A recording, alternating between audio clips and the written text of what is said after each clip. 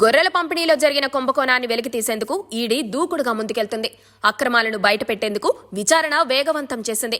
హైదరాబాద్ లో 10 ప్రాంతాల్లో ఈడీ దాడులు కొనసాగుతుండటం హాట్ టాపిక్ గా మారింది. సికింద్రాబాద్, బోయినపల్లి, జూబ్లీహిల్స్ ప్రాంతాల్లో ఈడీ సోదాలు చేపట్టింది. బీఆర్ఎస్ ప్రభుత్వ హయాంలో గొర్రెల పంపిణీలో 700 కోట్ల రూపాయల అవినీతి జరిగిందనే ఆరోపణలతో గతంలో ఏసీబీ కేసు నమోదు చేసింది. అనంతరం ఈడీ రంగంలోకి దిగి ఏసీబీ నమోదు చేసిన ఎఫ్ఐఆర్ ఆధారంగా ఈసీఐఆర్ నమోదు చేసింది. ఈ కేసులో పెద్ద ఎత్తున డబ్బు చేతులు మారడం, ఇతర రాష్ట్రాలకు లింకులు ఉన్నాయనే ఆరోపణలు రావడంతో ఈడీ రంగంలోకి దిగింది.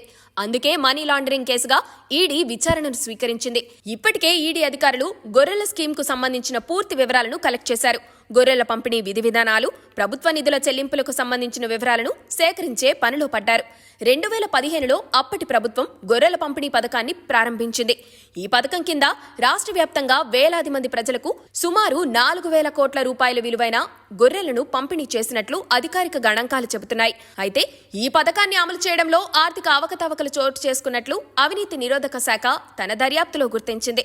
గొర్రెల పంపిణీ పథకాన్ని ప్రారంభించిన తొలినాళ్ల నుంచే కొంతమంది అధికారులు, మధ్యవర్తులు కలిసి ప్రభుత్వ నిధులను దారి మళ్లించినట్లు సమాచారం.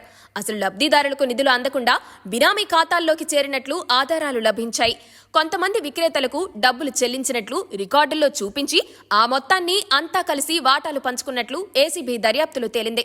ఈ వ్యవహారంలో అప్పటి పశుసంవర్ధక శాఖ మంత్రి తలసాని శ్రీనివాస్ యాదవ్ హస్తముందనే ఆరోపణలు జోరుగా వినిపిస్తున్నాయి.